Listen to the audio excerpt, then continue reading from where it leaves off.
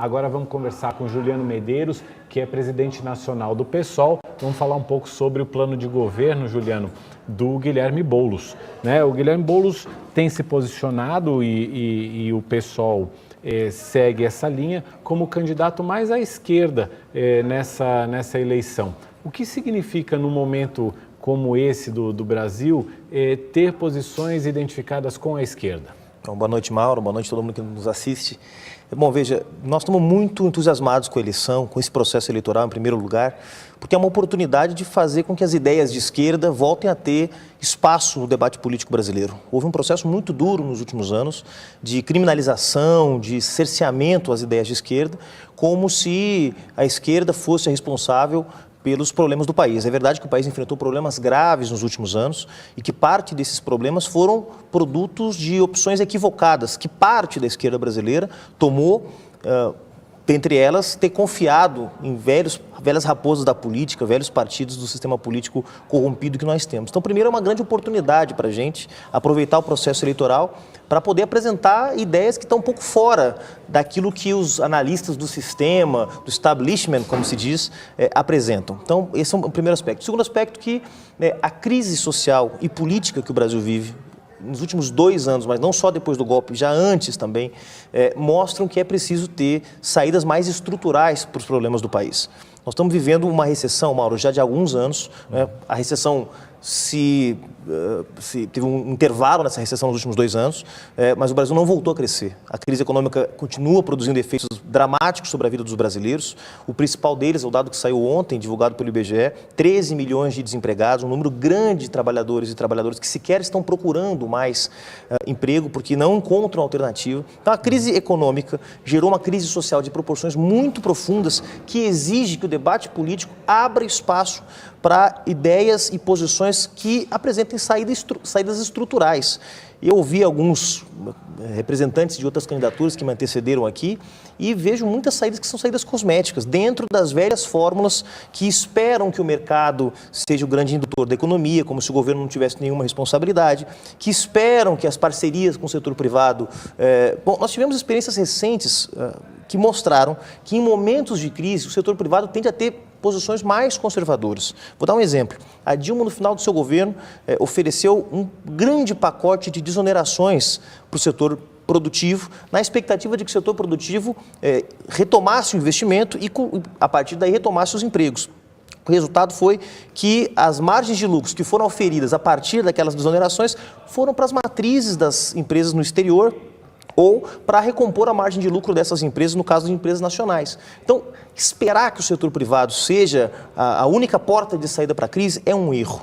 E recolocar o papel do Estado como indutor da economia, como estimulador dos investimentos, é algo que nós queremos recolocar no debate político. Juliano. Sabemos que é uma coisa um pouco, um tabu entre os economistas liberais, mas a crise dos últimos anos, Mauro, demonstrou que as saídas que tem como base a recessão, o arroxo, o corte de gastos, só geram mais recessão, mais arroxo e mais cortes de gastos. Então a gente quer recolocar uma nova estratégia para tirar o Brasil da crise. E agora eu tenho perguntado para os liberais isso também. Como é que o Estado pode ser um indutor de crescimento econômico no cenário que a gente tem o nosso Estado completamente endividado, sem dinheiro para gastar, principalmente sem dinheiro para investir?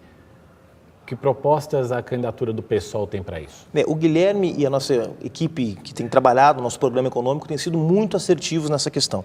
Porque, de fato, há um descontrole das finanças públicas, mas isso se deve a uma opção política do Estado brasileiro por salvar determinados setores econômicos, por garantir os ganhos de determinadas frações do mercado ou do capital, e levar outros setores à recessão, à falta de perspectiva. Então, do nosso ponto de vista, é preciso ajustar a máquina do Estado para garantir as condições de ter políticas de indução do desenvolvimento do investimento público. Medidas que o Guilherme tem proposto, que o nosso programa de governo, a nossa equipe econômica tem apresentado. Primeiro, uma reforma tributária.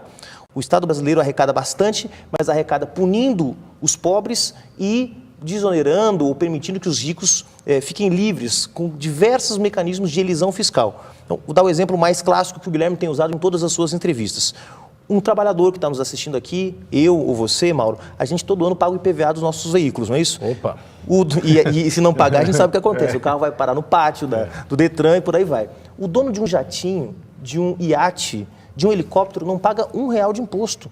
Então tem uma estrutura tributária que foi forjada na Constituição de 88 e que está pensada para cobrar mais de quem tem menos e cobrar menos de quem tem mais. É um sistema tributário absolutamente injusto. Então a gente tem uma proposta bastante completa de reforma tributária que envolve alguns pontos que eu gostaria de mencionar. Primeiro, cobrar lucros e dividendos. O Brasil é um dos únicos países do planeta que não cobra lucros e dividendos. Preferiu fazer a cobrança dos altos salários ou dos altos rendimentos a partir de uma alíquota de imposto de renda sobre a pessoa jurídica bem alta. Então, nós vamos fazer ajustes na tabela do imposto de renda e jogar a cobrança para os lucros e dividendos. Ou seja, você tira um pouco da oneração da empresa e joga isso na pessoa física. No lucro dos grandes empresários, dos grandes capitalistas que estão... Bom, os números que foram divulgados esse ano sobre a incidência de imposto de renda, sobre os ganhos do Joesley Batista, o Joesley Batista que você conhece bem, esteve envolvido no escândalo aí do governo Temer, na compra do silêncio do Eduardo Cunha, revelou essa tentativa de compra do silêncio do Eduardo Cunha pelo Michel Temer. O Joesley Batista pagou uma miséria de imposto de renda sobre os 300 milhões de reais que ele recebeu como lucros e dividendos no ano passado. Então, é algo absolutamente inaceitável num país tão desigual como o Brasil, que os grandes capitalistas, os mega milionários, nós não estamos falando de criar imposto para cobrar sobre a classe média. A classe média e os trabalhadores são quem pagam a grande parte da carga tributária do país. Então, fazer uma reforma tributária, Mauro, é fundamental. Lucros e dividendos, corrigindo a alíquota sobre o imposto de heranças. O Brasil praticamente não cobra imposto de heranças, o que acaba estimulando que as pessoas que herdam imóveis, por exemplo, para dar o exemplo dos imóveis, ou cotas em participações acionárias, etc., não tenham o estímulo de colocar esses bens a serviço de qualquer atividade produtiva. Por quê? Porque o imposto é muito baixo. Você aumentando o imposto, você induz atividades produtivas em torno desses bens. Então, imposto sobre heranças... criar um imposto sobre lucros e dividendos, imposto sobre grandes fortunas, é uma previsão constitucional, está na Constituição de 88 e não foi regulamentado até hoje. Isso para dar alguns exemplos, além, é claro, e talvez o mais fundamental de todos, que é uma correção da tabela de imposto de renda.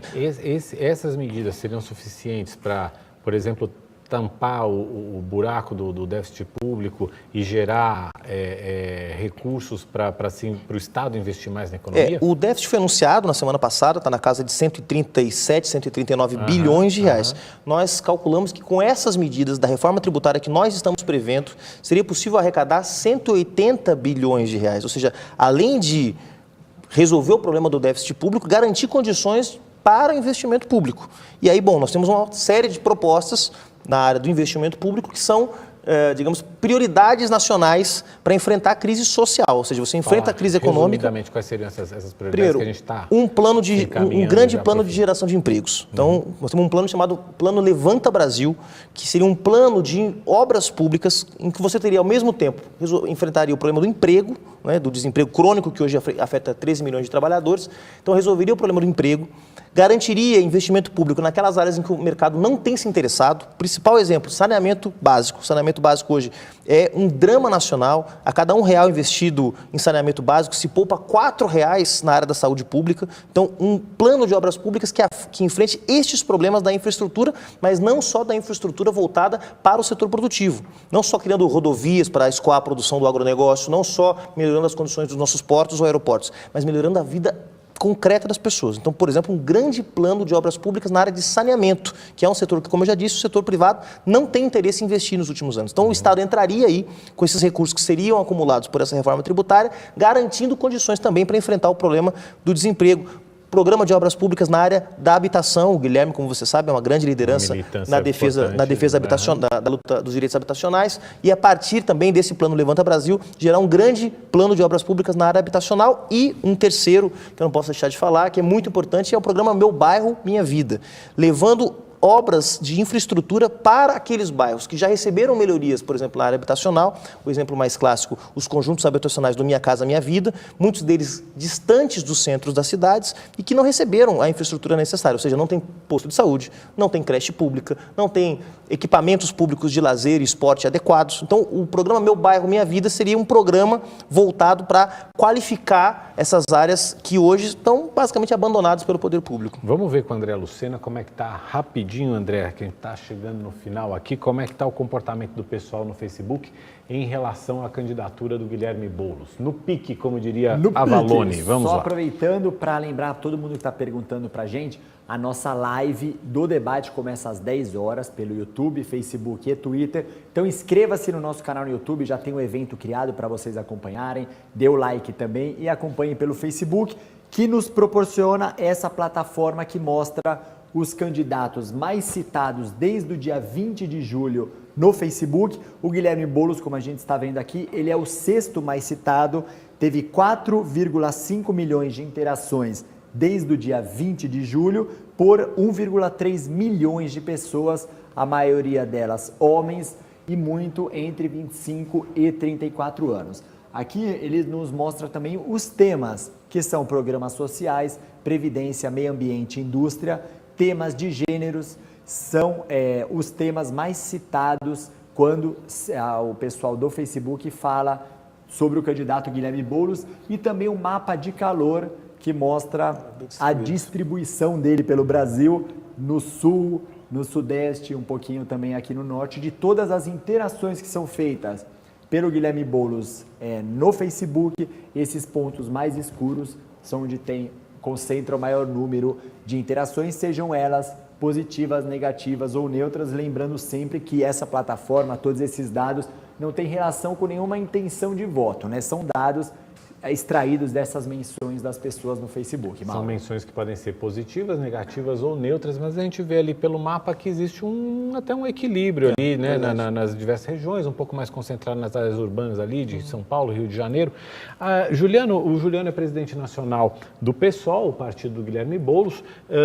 Conta um pouquinho para a gente já ir finalizando, como é que vai ser a estratégia de campanha do PSOL, uma campanha que não tem as grandes estruturas de grandes partidos. Claro, e a gente se orgulha bastante disso, Mauro. A gente tem um partido que foi construído nos últimos 13 anos, com muita dedicação da sua militância. O PSOL é um dos pouquíssimos partidos que não aceita recursos de grandes empresas. Então, no período em que as doações de grandes empresas eram permitidas no Brasil, nós não aceitávamos doações exatamente para manter a nossa autonomia, a nossa independência dentro do processo político e do processo eleitoral. A gente acha que isso também é coerência.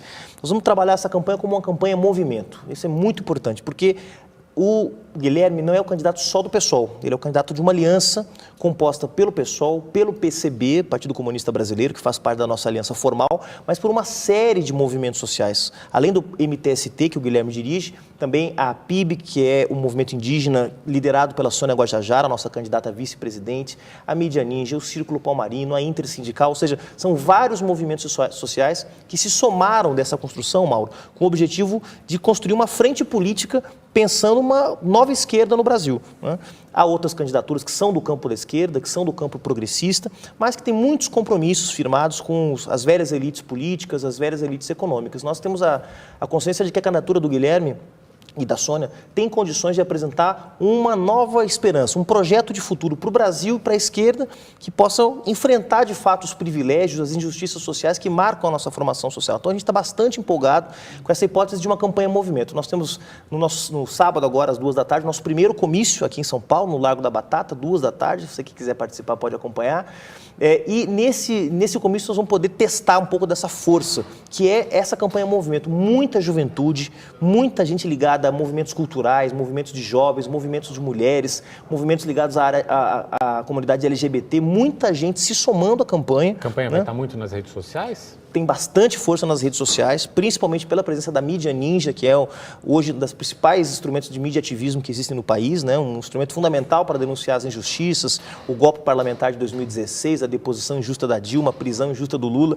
Então, nossa campanha vai ter uma presença grande nas redes. O Guilherme é o candidato que nos últimos 4 meses mais cresceu nas redes sociais, teve um impacto muito grande esse trabalho que foi feito pelo partido, mas pela militância como um todo, e a nossa ideia é uma campanha movimento. Então, qualquer pessoa que se simpatize com as nossas ideias, pode acessar o site vamoscombolosdesonia.com.br e criar lá o que a gente chama de grupo de ação, que é um grupo formado por apoiadores independentes que queiram colaborar com a campanha, queiram ajudar a discutir nossas ideias. O nosso programa de governo é o programa de governo mais completo entre todas as candidaturas, não é só porque tem mais de 200 páginas e maior quantidade de propostas, não, mas porque a gente reuniu 18 grupos de trabalho, representando intelectuais, especialistas de várias áreas para formar um programa muito completo, capaz de empolgar essa juventude, essa nova militância social que tem aparecido no Brasil nos últimos anos e ser uma campanha realmente que seja um grande desaguadouro desse descontentamento, dessa indignação que tem tomado o povo brasileiro nos últimos anos. A gente já estourou o nosso tempo, eu vou fazer uma pergunta objetiva para você. Quantos parlamentares hoje tem o PSOL? O pessoal tem 6 parlamentares. Qual o objetivo